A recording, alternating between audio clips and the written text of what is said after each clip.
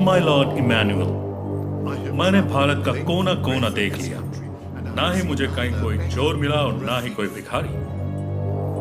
हमारा मानना है कि उस देश के पास बेशुमार धन दौलत है। हम वो लोग हैं जो अपने आप को सबसे सभ्य मानते हैं, लेकिन सभ्यता की शुरुआत सही मायनों में भारत से ही हुई है। मुगलों ने कई सालों तक उन पर राज किया। उन्होंने उनका खजाना जरूर लूटा, लेकिन उनकी तहजीब नहीं लूटी।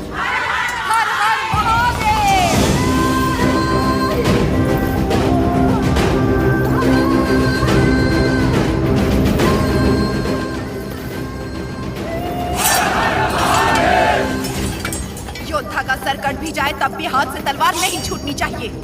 युद्ध में प्राण देने वाला शिव के समान है सेनापति। इस लड़ाई को रोकने का हक आपको किसने दिया? इस महासंग्राम को ना तो मैंने शुरू किया और ना ही आप लोगों ने। आप लोग लड़ने से डर रहे हैं क्योंकि सिर्फ 100 बचे हैं। इस युद्ध का पहला बिगुल 10 साल पहले फूंकने वाला था एक अकेला वीर।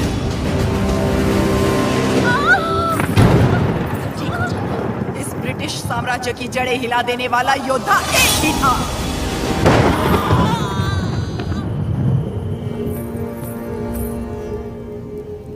बेटा हुआ है, लेकिन मरा हुआ।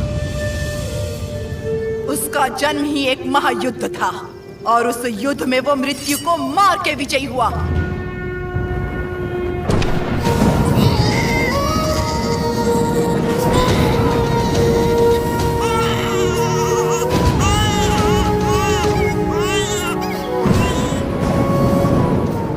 वो मृत्यु को हरा कर पैदा हुआ है, अब मृत्यु से छू भी नहीं सकती। वो एक योगी था, एक महायोद्धा था, स्वातंत्र की पहली अलख जगाने वाला रेनाडू का सूर्या।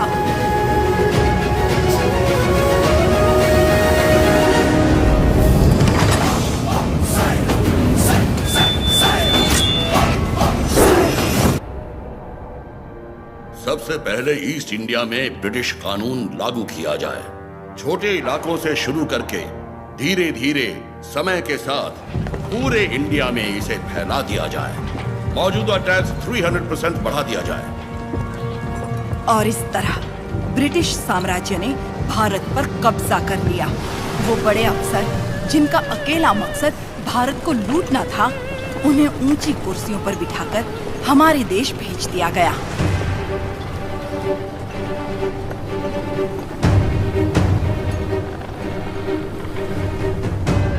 शैतानों की सेना का नुमाइंदा कॉकरेन दक्षिण भारत की तरफ बढ़ने लगा, जिसे भारतीय उपमहाद्वीप की रीढ़ की हड्डी कहा जाता है।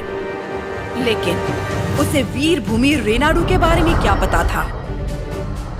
वो कहाँ जानता था कि रेनाडू का सूर्य अंधकार की छाती चीरकर उदय हो चुका है। रेनाडू की धरती 61 छोटे छोटे राज्यों में बटी हुई है। इन राज्यों के सामंत पालेगार कहलाते हैं।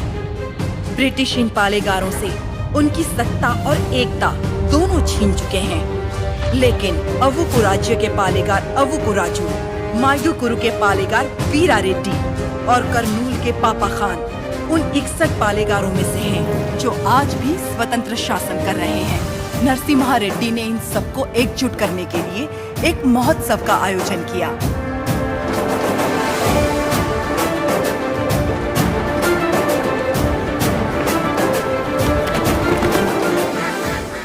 स्वामी, मेरा बेटा नरसिम्हा अंग्रेजों की इच्छा के विरुद्ध ये महोत्सव कर रहा है, क्या वो सफल होगा? नरसिम्हा रेड्डी कोई आम आदमी नहीं है। वो पृथ्वी पर एक लक्ष्य लेकर जन्मा है। एक हाथ में तलवार और दूसरे हाथ में वेद के साथ उसका पालन हुआ। उसे अब कोई नहीं रोक सकता।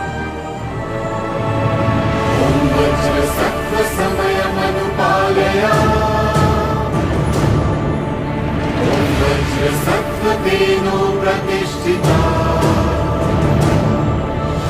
विद्रोही में भवः शुतोष्णो में भवः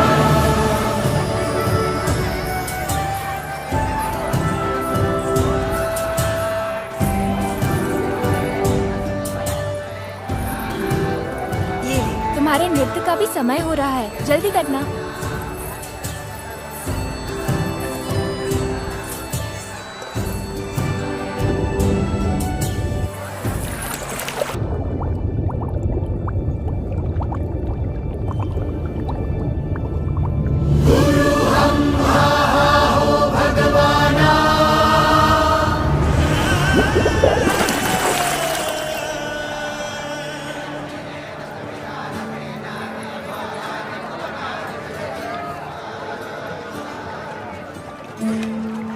क्या हुआ बेटी? हाँ स्वामी जी, अंदर कोई है? अच्छा, वो महोत्सव से पहले सरोवर में रहने वाले संगमेश्वर स्वामी की स्तुति करने की प्रथा है। हाँ, लेकिन इतनी देर पानी में? जल में सांस रोकने की विद्या जानने वाले एक महापुरुष हैं, मज्जारी नरसिम्हा रेड्डी जी।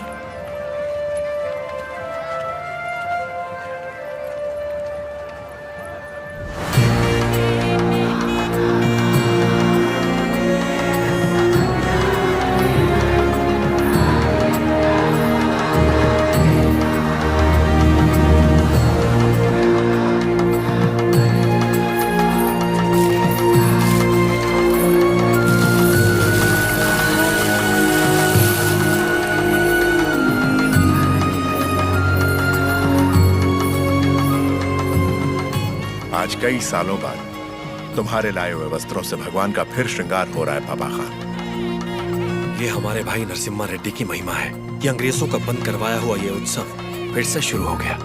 या अल्लाह, इस जश्न को किसी की नजर न लगे, सब मिलकर दुआ करो।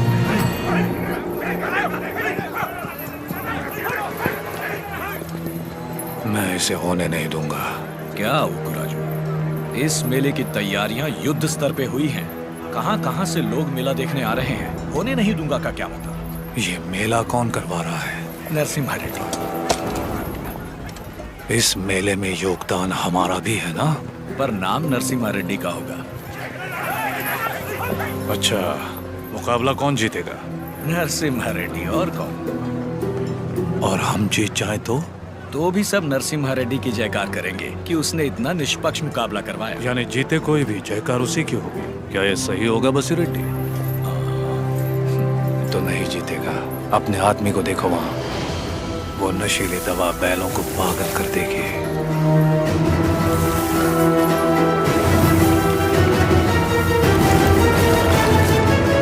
नरसिम्हा रेड्डी हो या फिर भगवान नरसिम्हा ही क्यों ना हो, ये मुकाबला कोई नहीं करवा सकता। बुली रेड्डी, दवा और ज्यादा मिला दो। ये मुकाबला क्या महोत्सव ही नहीं होना चाहिए।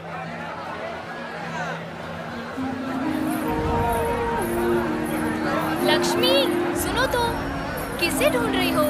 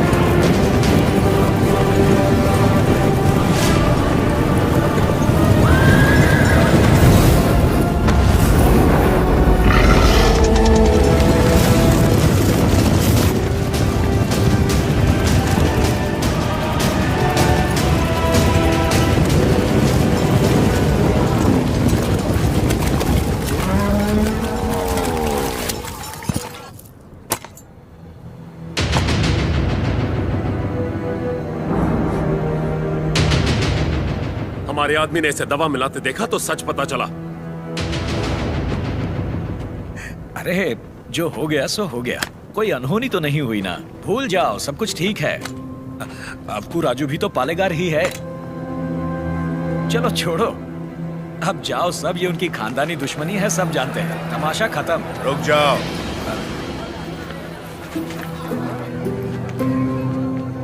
यहाँ वो अकेला पालेगार नहीं है, कुल मिलाकर हम 61 पालेगार हैं। यहाँ पूरी की पूरी प्रजा भी मौजूद है।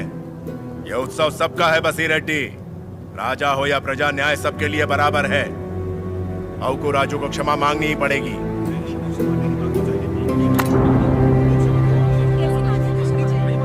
सब चुप क्यों हैं? पिताजी न्याय की बात कर रहे हैं, इन्हें क्षमा मांगनी ही चाहिए। हाँ हाँ, क्षमा तो मांगनी ही चाहिए। क्षमा मांगनी ही चाहिए। एक पालेगार क्षमा कैसे मांगेगा?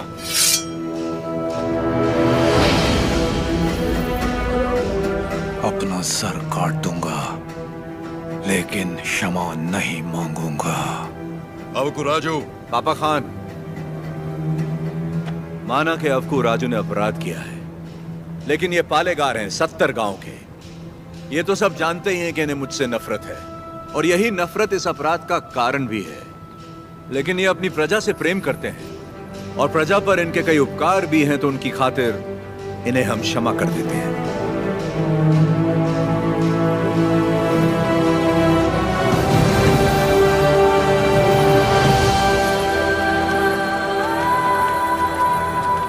नरसिम्हा रेड्डी, तुम मुझ में अच्छाइयां देखते हो, ये मुझे अच्छा नहीं लगता। ये मेरी ईर्ष्या नहीं, मेरा स्वाभिमान है नरसिम्हा रेड्डी। मेरा भी दिन आएगा नरसिम्हा रेड्डी, उस दिन सर झुकाकर तुम मुझसे क्षमा मांगोगे, और मैं सर उठाकर तुम्हें क्षमा कर दूंगा।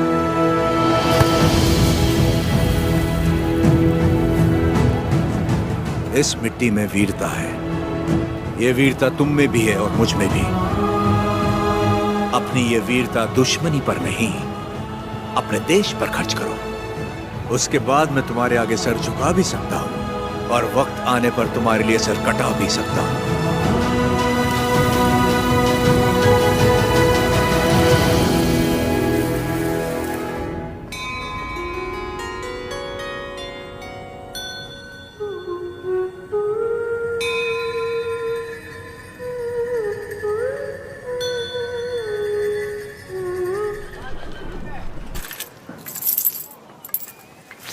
क्यों रे, तेरा नरसिम्हा रेड्डी अंग्रेजों के खिलाफ बगावत करेगा? हमारे मना करने के बावजूद वो ये महोत्सव करवा रहा है। हम ये और बर्दाश्त नहीं करेंगे।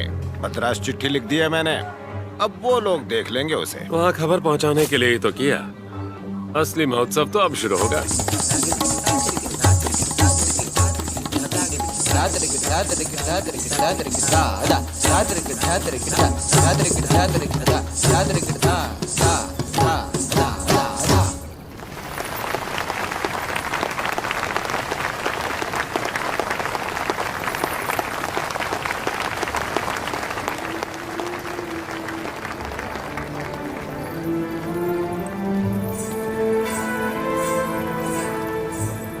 अद्भुत। हम जानते हैं। लक्ष्मी जी, लोगों के हित के लिए क्या आप अपनी कला को नए अंदाज में प्रस्तुत नहीं कर सकती? ये लक्ष्मी सिर्फ देवताओं के लिए नाचती है, उन्हीं के लिए गाती है, आम मनुष्यों के लिए नहीं। भगवान भी तो इंसान के लिए ही है ना। लोगों को जगाने के लिए अपनी कला को थोड़ा सा बदल लीजिए, फिर देखिए कितना निखार आ जाएगा।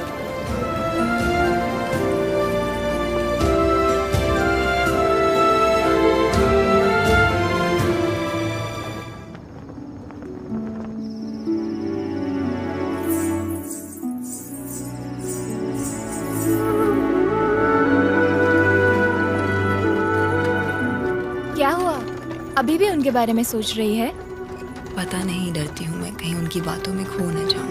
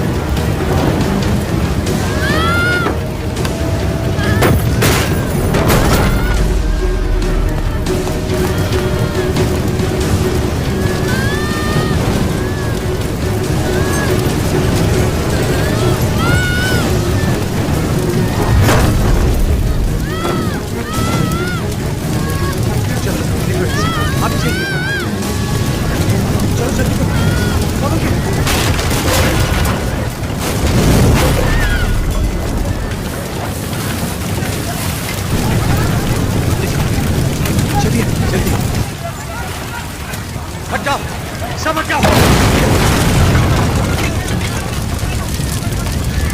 किसी ने जानबूझकर ये आग लगाई। कौन है वो नीच? किसने किया है ये? मैंने लगाई आग।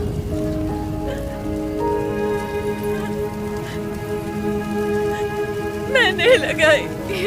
जिस घर में तुम दीप जलाती थी उसी घर को तुमने जला दिया? तो और क्या करती?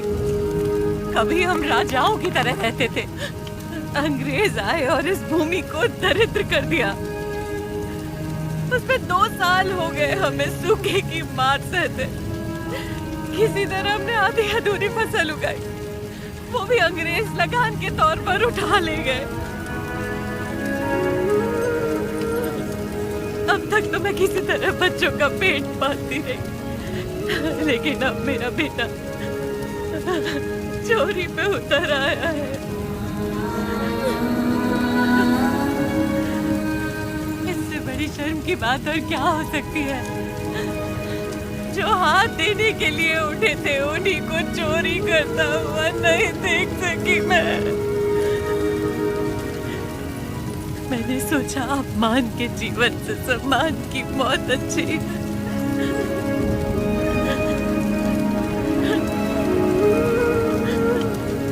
क्या हुआ बेटा? तुम्हें भूख लगी थी? माँ हमें खिलाती और खुद भूखी रहती। मैंने पड़ोसी के घर में खाना देखा तो माँ के लिए ले आया। क्या ये पाप है?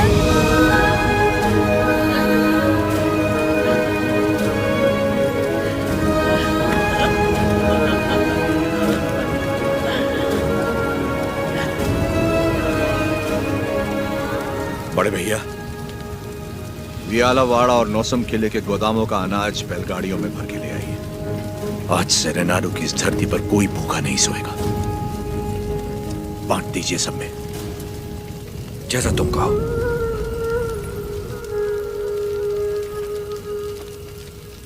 चोरी करना पाप होता है बेटा। चोरी मतलब?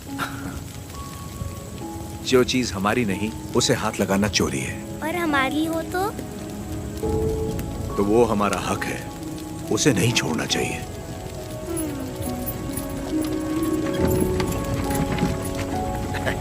रेड्डी जी, आपने मुझे बुलवाया?